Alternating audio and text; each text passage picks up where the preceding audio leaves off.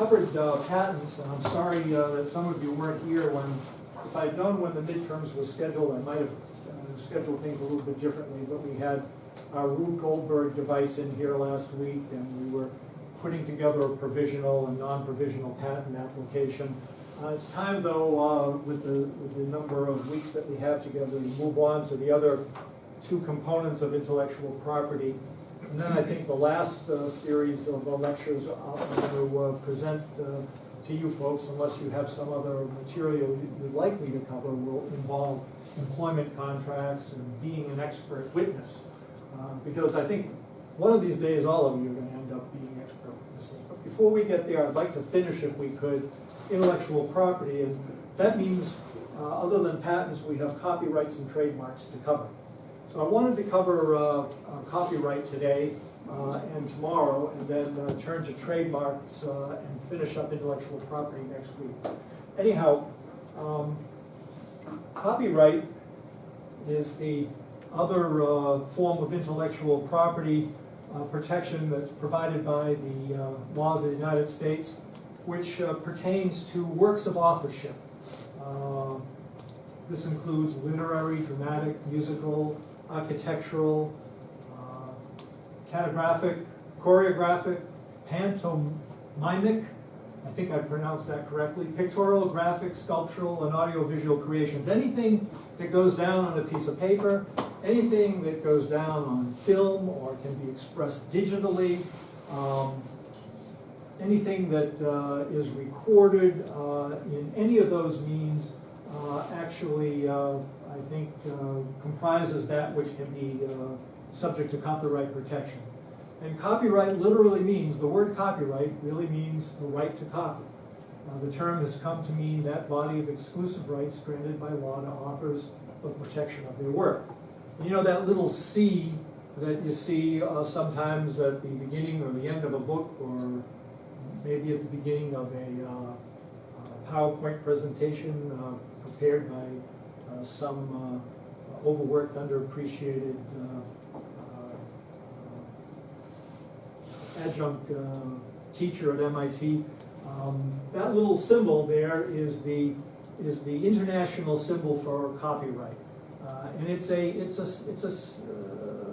message, an announcement to the world that what you're reading, the rights to what you're reading, are granted to you by someone who owns those rights. And the symbol is actually described in the United States copyright law and internationally under the Universal Copyright Convention. The C, of course, stands for copyright. I want to discuss the architecture once again of copyright law, both nationally here in the United States and internationally, because like with patent law, it's important for you to understand the architecture in order to understand the practical implications of copyright protection. Some of you are going to be writing scholarly articles one of these days. Some of you are going to be writing computer code. All of those things are excellent examples of what can be copied and can be protected under copyright. So what rights do the owner of a copyright have? The creators of copyrighted works and their heirs and successors have certain basic rights. They hold the exclusive right to use or authorize others to use the work on agreed terms. So when you buy a book in a store that's been copyrighted, the only reason that you can buy that book is because the author of that book, the holder of the copyright, has agreed with a publishing company to distribute it in accordance with certain rules and guidelines. And it goes to the type of book that will be published, what languages it will be published in, where it will be published, how many copies will be printed. All of those things have to do with the rights that are conveyed by the owner of the copyright to the publishing company, who puts that book into your hand for some amount of money. So the right holders can authorize or prohibit the use of a work, its reproduction in all forms, including print form and sound recording, its public performance and communication to the public, its broadcasting, its translation into other languages, and its adaptation. such as from a novel to a screenplay or to a film. Does anybody here like to go to the theater or like to go to the ballet? I'm a big ballet fan, but we've got a couple of ballet and theater fans. You know, in the beginning of every broadcast, before every performance, what do they say? The use of cameras and recording devices is strictly prohibited. Well, that's not just because you may distract the performers. It's because that's a way of controlling the copyright protection that those artistic performances have. It's a way of protecting the author's intellectual property rights. So the owner of a copyright has the exclusive right to reproduce, distribute, and in the case of certain works, publicly perform or display the work. Prepare derivative works, in the case of sound recordings, to perform the work publicly by means of a digital audio transmission, or to license others to engage in the same acts under specific terms and conditions. Let's see, I'm trying to think of the name of the rap group. What was the name of the rap group that did basically it was a parody on Roy Orbison's Pretty Woman. Wasn't Two Live Crew? Was it Two Live Crew? Oh my God, I feel like I've only gone ahead 3 generations. I need one more generation or other. Anyhow, one example I was going to try to give and show you how that I was in touch with the music that you listen to was there was recently a very big copyright lawsuit that had to do with a rap group that did an adaptation of a classic. Does anybody know who Roy Orbison is? Please tell me you do. All right. Yeah, only Professor Eager knows who Orbison is. Well, you remember the song Pretty Woman, which is really a classic, you know. Well, a rock group, a rap group got a hold of it, and they produced it. And the reason they could produce a copy of it or to do an adaptation of it is because somebody forgot to pay the fee to the Copyright Office in order to continue the copyright protection for Pretty Woman. It was a big Supreme Court case. We'll talk about it. But that's just one example of some of the things that are included in the licenses of copyrights. Yeah. How do you think Google Glass or some kind of because it's an automatic recording device, right? Google Glass records everything that you see. Yeah. How is that going to change hearing? There is a huge Supreme Court case involving Google that's coming up very soon. Google Glass presents some really interesting questions, and a lot of them I'm not going to pretend to know the answer to. But anything that's in the public domain, like walking down the street and going to the grocery store and things like that, I think they're in the public domain. So we'll talk about the public domain. So I don't think it presents a copyright problem. But if you wear your Google glasses to the production of Lady of the Camellias tonight at the Boston Ballet, and you surreptitiously record that, and then attempt to distribute it or somehow show it again, I think that you're violating a copyright. Just by recording it, I think you're violating a copyright. But as we've discussed with patents, law seems to lag behind the advancements of technology, and so there are constantly going to be questions like that. That's why the architecture of knowing about intellectual property and its history and its origins helps us to answer the questions that maybe haven't really been presented because the technology is so new. But hopefully by the end of today's and tomorrow's discussion, you'll have an answer to that question, at least insofar as, it hasn't been answered by the Supreme Court yet, and we'll be able to puzzle it out. This is kind of a sidetrack, but in terms of the public domain, I love sidetrack. if you're walking down the hallways at MIT, is that still considered public, and a tourist can take pictures? The answer is, in my opinion, it is. Okay. it depends on who's doing the walking down, whether you have a right to be walking down. So assuming for the purposes of your question, you're not a trespasser, okay, and you have a right to be on the property, then I think that that is within the public domain. Now, there's a whole series of questions that that raises, which maybe means you're going to have to come to my other class on Monday afternoons where we talk about privacy and privacy expectations in the digital age. We can even go over some of that here if you guys still have the energy to go through it a couple of weeks hence. Because maybe it'd be worth spending some time on expectations of privacy in the digital age. They've changed.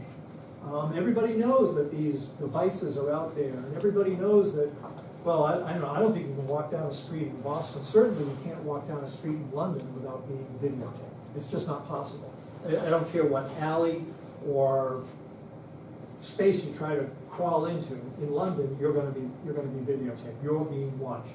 You ever get into an elevator and see that ball up in the corner, or walk down the hallways here, and you can see them sort of strategically placed up in the corners of the roofs or the ceilings. Everything is being monitored nowadays for security reasons. But what does that mean, for our in terms of our expectations of privacy? Whether you record these things, if they're in the public domain, I don't think you're violating a copyright or anybody else's intellectual property. But if you're recording something that is copyrightable and the rights have been asserted, I think that presents a problem. Anyhow, continuing with the rights that a copyright holder has, many types of works protected under the law of copyright and related rights require mass distribution, communication, and financial investment for their successful dissemination. This slide I added in here because I really think that this is a practical importance. Creators often transfer these rights to companies that are able to develop and market the works in return for compensation in the form of payments or royalties. So as far as you folks are concerned, unless you hit the mega millions, or unless you already have oodles of money, one thing that creators have to be concerned about, and whether you're a code writer or whether you're a musician or whatever it is, whatever form of scientific or artistic expression that you invent and own the copyright to, if you want to disseminate it, you're usually going to have to work with someone else. Either a company a software company that purchases the right to your code and then distributes it under a licensing agreement that sends money back to you, hopefully enough to compensate you fairly. Or if you write a book, or if you're going to be the author of a scientific journal, all of these things are important. You have to understand that except for the pure advancement of science, the only purpose of owning a copyright is to somehow make some money off of it. And licensing to other people with money is the way that people who have the ideas and do the writing and the creating. That's how they make money. Going back to the architecture of copyright, the first copyright notice required in the United States came under the 1802 Copyright Act. And remember, we talked about that little C that we all know today as the sign of a copyright. Well, when copyrights were first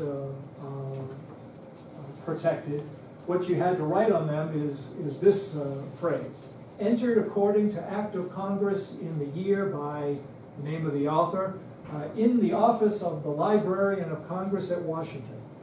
Imagine every painting, every book, every manuscript, everything that ever was subject to copyright law having to bear that phrase.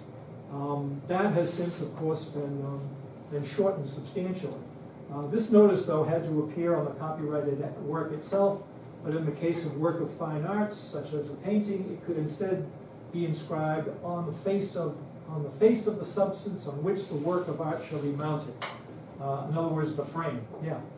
I guess I'm thinking of a scenario, as a member of the public, how do you know if something is properly in the public domain if it's clearly laid really marked what happens if you didn't know if it was, and it was subject to copyright and it showed up in one of your videos or something?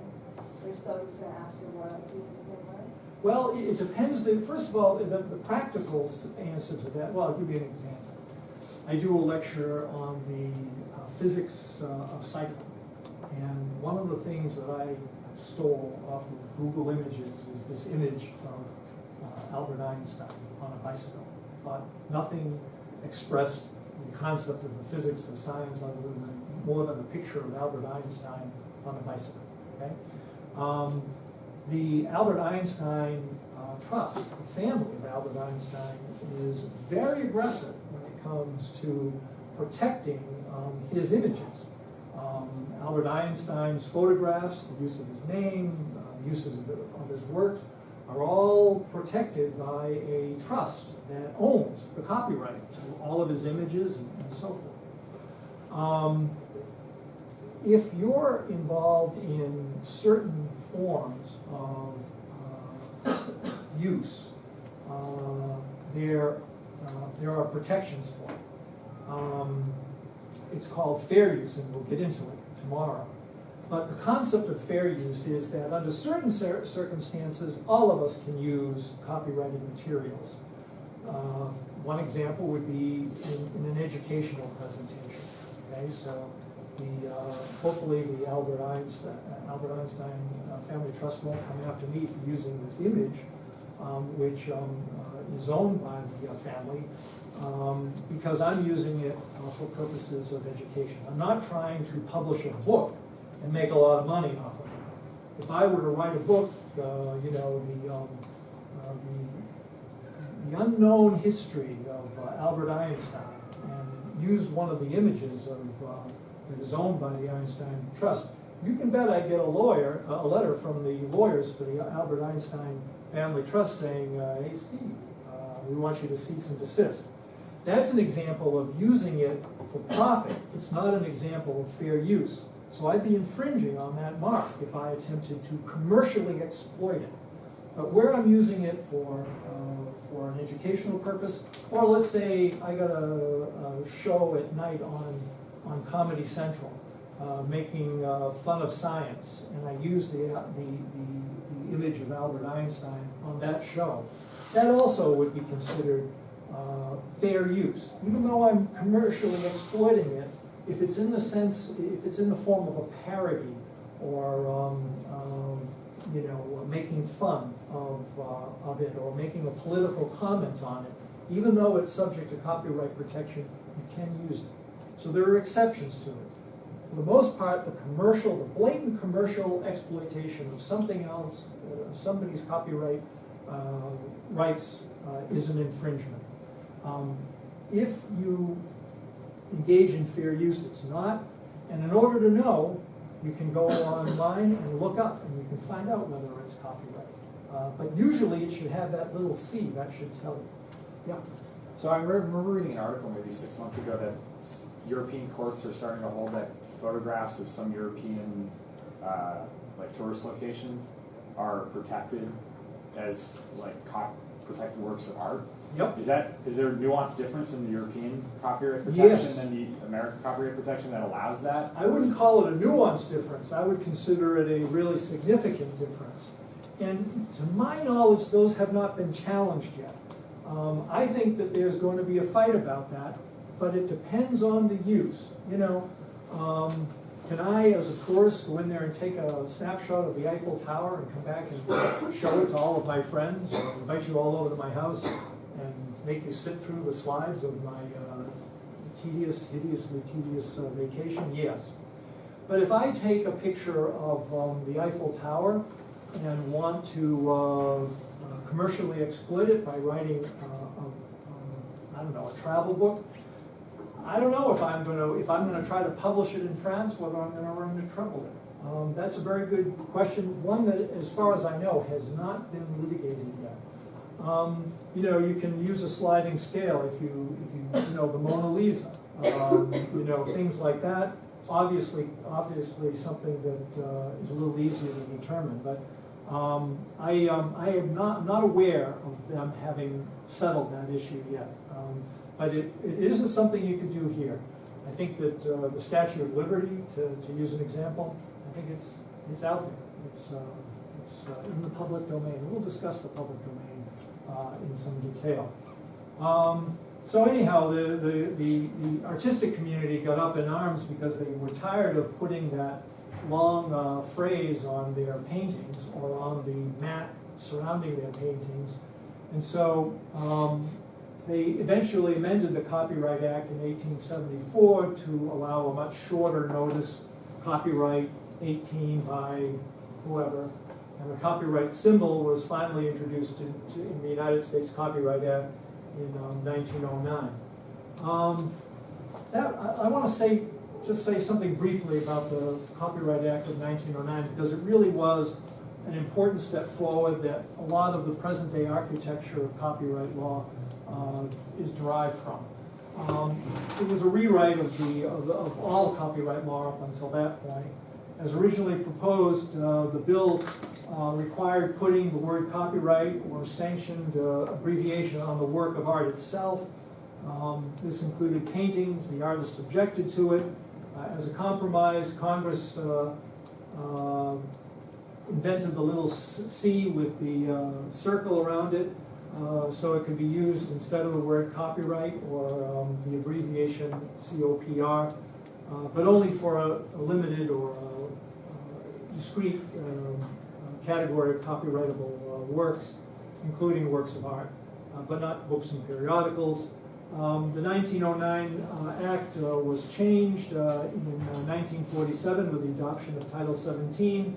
And when that title was amended in 1954, the little C with a circle around it became the accepted alternative in all copyright instances. There were prior symbols of this that go back to the Scottish almanacs in the 17th century.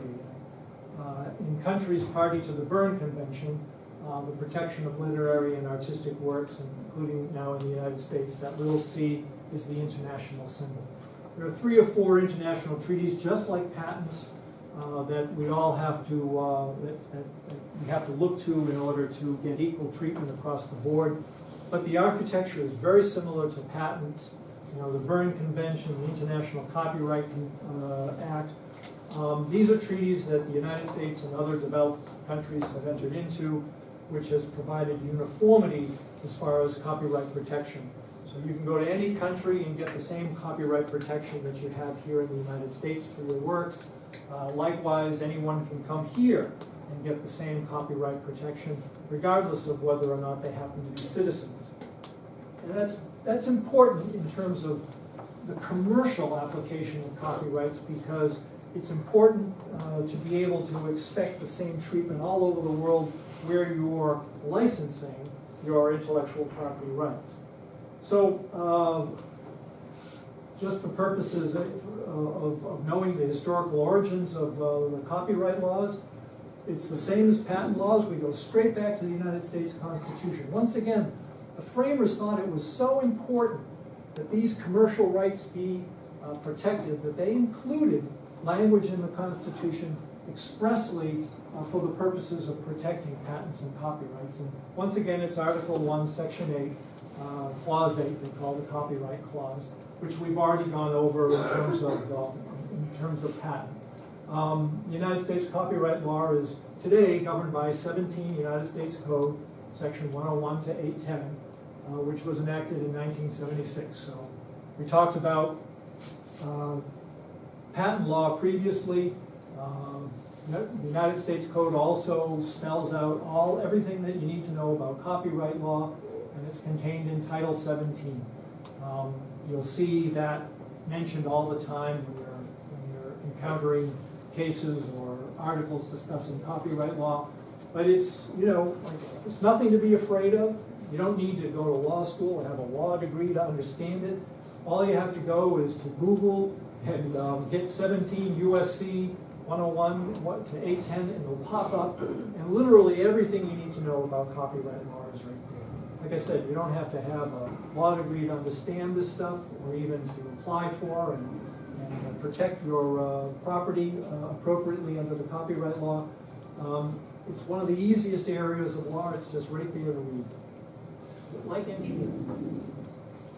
I mentioned in the international architecture, there's the Berne Convention for the Protection of Literary Arts. This is the most important international treaty with respect to copyright protection, and it requires the signatories to recognize the copyrights of authors' works from other signatory countries. So, as I said, your copyright has the same force and effect in France as the copyrights registered by French citizens. And their copyrights in this country have the same protections as well. It's a way of internationalizing and making copyright law homogeneous. And why? Because it's important for commerce, for the commercial exploitation of copyright, which is a valuable property right. Of course, when you think of things like code that's being written today, artificial intelligence, all of this is on the forefront of copyright law today. And these are extremely valuable copyright, intellectual property rights. And hopefully one of these days, somebody in this class is going to come up with something worth copywriting that's going to make them a lot of money. And the reason you'll be able to make money in other countries about it is because of the Berne Convention and other international treaties, which has homogenized essentially the law of copyright protection. That's just more on the Berne Convention. What type of intellectual property is eligible? I think it's important to sort of go across, go over exactly what is copyrightable, if that's a word. Any original literary, dramatic, musical, or artistic work. Now, who remembers from our previous discussion when an item becomes copyrighted? When does a copyright take effect? Put it on paper. Exactly. As soon as remember what we used the example, to be or not to be. You know, if I think it, is that something that is subject to copyright protection? No. I love, almost everybody's heads shake no. This is great, this shows progress. I feel like this has actually been worthwhile. And why not? Because it's not what? Tangible, exactly. But when I take to be and not to be, and I write it down on a piece of paper, that's a fixed expression of an idea. An idea expressed in tangible form. And that's the moment it becomes copyrighted. You don't have to register it. You don't have to tell anybody about it. You don't have to disclose it. All you have to do is put it in a tangible form. Now, in the United States, and that's because of the Berne Convention. We're all signatory to the Berne Convention, so all across the world, when it goes down on a piece of paper, or when you hit enter on the keyboard of that code that you've written, it's copyrighted. Yes? This is kind of like a tangent again, but... Good! I love tangents. In terms of like putting it down on paper, is that why like in lab classes, like all the professors always are really strict about like keeping a notebook and writing everything you notice during experiments? Really? I don't think so. I don't know. I can't speak for lab professors. So good. Last night your friends were telling me about that back in 2002. We signed into you said something that we signed into some like convention. The Berne Convention, right? Yeah. And that's one of the reasons why we actually do that. Or at least you would have been lying, you might not have been lying. Teach me something. What is it that explain it more. When you're in a lab. Yeah, well, I was thinking like if you're running an experiment and say you're improving like the efficiency of something. Okay. And then like you get data and you write it down immediately like from the machine. Like I was wondering like if that's one of the reasons. I mean, obviously also to not forget, but if that's one of the reasons why you want to write it down immediately, because then you're like the first person to get these like cool results or. You know that may very well be it. But it depends on what the data is. We're going to be talking a little bit more. Maybe as we go along, we can talk about this. Because there are certain things that are copyrightable, and there are certain things that are not copyrightable. Data compilations is an area of sort of, it's kind of squishy, so we'll talk about it. But if it is data from a particular experiment, I would think that, you know, it is subject to copyright. What was your take on it, that you thought it was the Berne Convention? Yeah, so he basically said it was like, we signed it to the Berne Convention back in 2002, and that like spurred, we should sign and date every page of the notebook. That- Well, you know, that's pretty good legal advice from a science professor, because if, you know, in that instance where you've got something really valuable, and there is a contest later on, you will go to the United States Patent and Trademark Office, and you will have a fight with the other party that says, I own this copyright. And the United States Copyright Office only is concerned with one thing. What was the date that you wrote it down? And that's probably, you know, going to be the way you prevail in that sort of a thing. So it's actually good. Whether or not it's copyrightable, I'm not sure.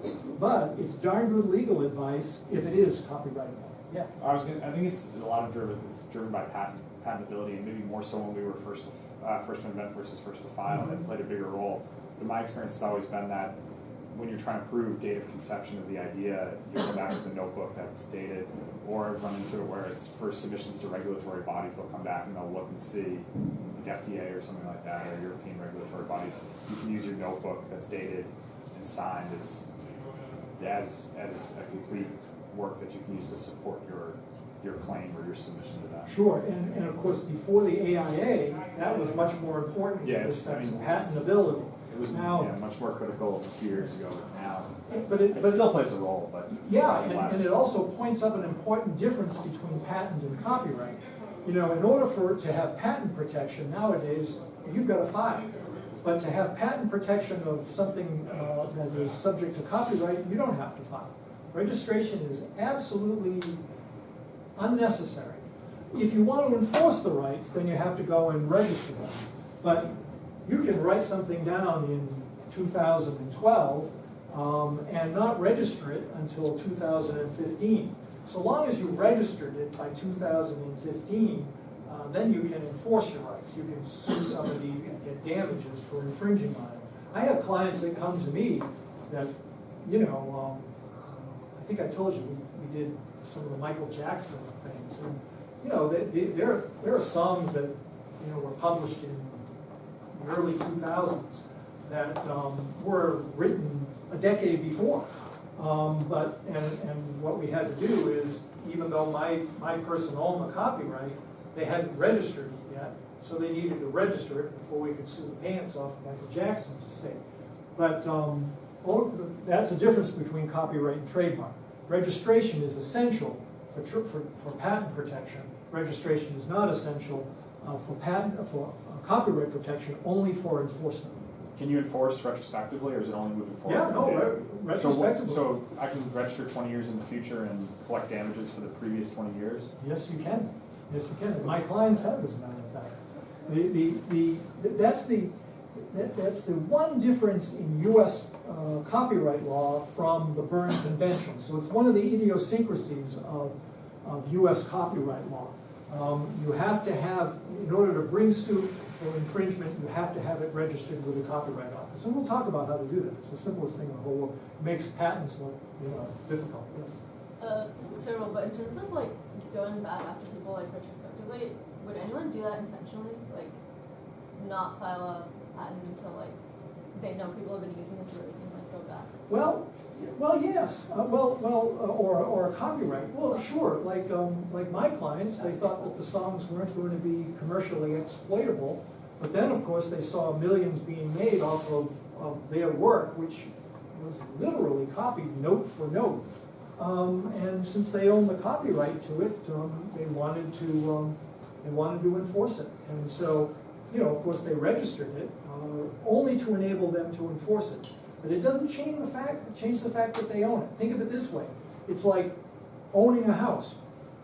You own it. If somebody comes and starts living in it, if you want to charge them rent, then you've got to register.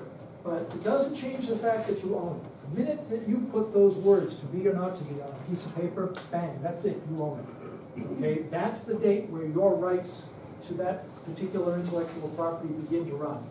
If somebody chooses 20 years in the future to infringe on your copyright, Well, that's, I think, doesn't make you a bad person for registering. I think the bad person is one that's using the copyright. Yeah. So what's the interaction between copyrights and patents? So like, say you're an engineer, you're sitting in a coffee shop or whatever, and you come up with a design or whatever, and then you draw like 50 other designs in there. So you basically encompass a pretty good patent space in your drawings. That's protectable like via copyright law, not necessarily patent because you haven't filed yet. Right. But if somebody then uses one of these drawings, they're violating copyright law, but not patent law, right? That's right. So then, is copyright but copyright law is like available longer? Well, we'll get into the term. Yeah, yes, copyright law, or how long does a copyright last, is much longer. Especially now that the law changed in 1978, and we'll get into it. The distinction between an idea and expression. I wanted to get this concept across. Idea versus expression. Copyright law protects the expression of an idea, but copyright does not protect the original idea. This limitation is called the idea-expression dichotomy. So, copyright law applies to original literary, dramatic, musical, or artistic works. This includes computer programs and databases, tables and compilations, photographs and drawings, sound recordings, film, broadcast, cable programs, etc. These works do not have to be published in printed form. Electronic materials, web pages are also protected. So, the distinction between an idea and expression is set right out in Title 17. And this language I took out because it's important to know. In no case does copyright protection for an original work of authorship extend to any idea, procedure, process, system, method of operation, concept, principle, or discovery, regardless of the form of which it is described, in which it is described, explained, illustrated, or embodied in such work. A paper describing a political theory, for example, is copyrightable. It cannot be reproduced without the author's permission. But the theory itself, democracy, communism, enlightened self-interest, which is an idea rather than a specific expression, is not copyrightable. Another author is free to describe the same theory in their own words without infringing on the original author's copyright. In fact, the second author does not even need to credit the original author. So you understand the difference between an idea and an expression. I think that by all the nodding heads earlier, we got that. Under U.S. copyright law, presently, copyright protection exists in original works of authorship fixed in a tangible medium of expression. The ease in which copyright rights are secured under this definition has led to copyrights becoming, to your point, the most widely form of intellectual property. The discussion of the acquisition of copyright protection is divided into 4 sections: originality, works of authorship, fixation or tangibility, automatic creation, and compilations. Let me go through each one of these quickly. The originality requirement. So what we're doing is going over the requirements for something to be copyrightable. And this goes to your question about whether those drawings that you're scribbling in the lunchroom. Did you have a question? Well, yeah, so if Sam's drawing like a work of art, that would be clearly more a copyrightable Yep. thing than a patentable thing. But if he was drawing schematics and designs for some piece of equipment that would function in some novel way, by copywriting that, you're only protecting the drawings. You would have to That's right. patent to prevent someone from actually using the functionality that he created, correct? That's right. That's right. The nature of the right is a little different. Nobody can go out and publish Sam's drawings without infringing on his right. But oftentimes copyright and patent sort of go hand in hand because many inventors publish a manual. They published in scientific books, textbooks, and things like that. And so, it's important to control both forms of artistic or scientific expression.